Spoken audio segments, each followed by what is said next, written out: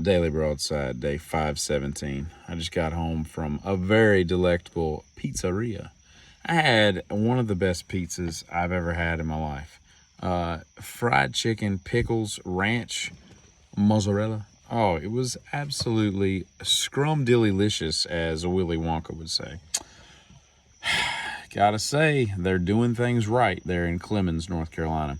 I went last night to see Oppenheimer, and although it didn't feel like a 3-hour movie, I was quite impressed at that. I will say they need to take those seat heaters that they got in those recliners.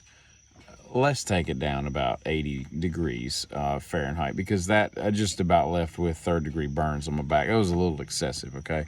I didn't even know I'd hit it. I kind of moved, shifted in my seat, and apparently activated the nuclear molten, hydrogen bomb seat that they got going. I think it must be something they're paired with the movie. But I will say this: if Cillian, I guess is how you say his name, if he doesn't win the Oscar for Best Actor, I don't know who else is in the running, because that was a superb role that he played. And I've always been fascinated by that whole Manhattan Project, so I already knew a lot of the background. And I go to the movies about once every 11 to 14 months. The last movie I saw in the theater, the last movie in the theater I saw was Elvis, and I want to say that was last fall. I could be wrong.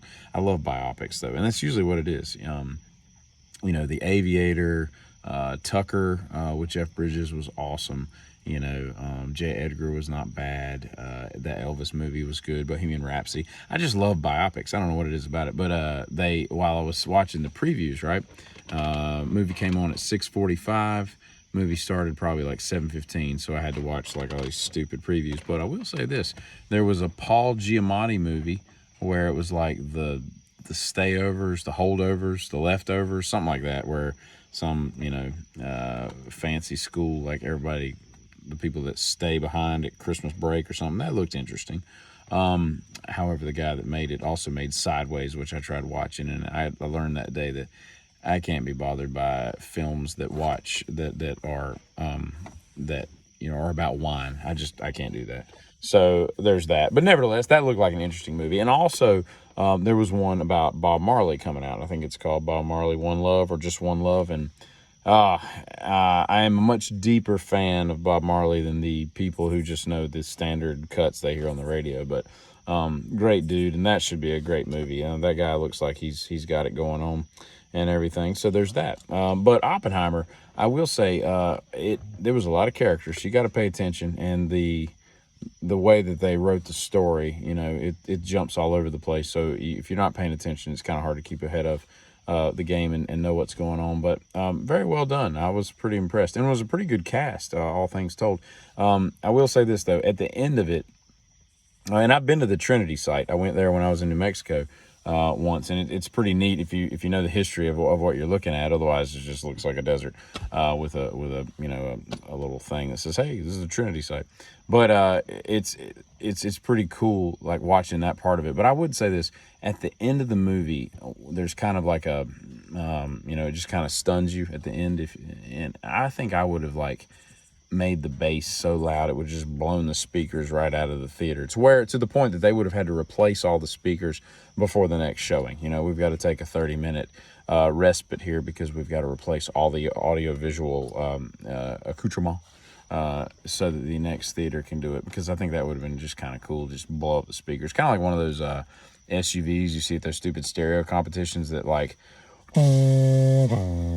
they got that bass that's so low, only dogs can hear it, that kind of thing. But I think that was pretty cool. But if you haven't seen it, my advice to you would be, if you don't know anything about the Manhattan Project and Los Alamos and the Trinity site and all that stuff, if you don't know kind of the basic story of that, just do a brief synopsis, kind of get a feel for what you're getting into, because otherwise you jump right into the movie and it dumps the clutch and you're kind of left behind if you don't really know what's already happening, because it's kind of hard to follow in the beginning if you don't already know that. But I will say it was a very worthwhile movie, and I didn't even feel like I was in there for 3.5 hours, and I was.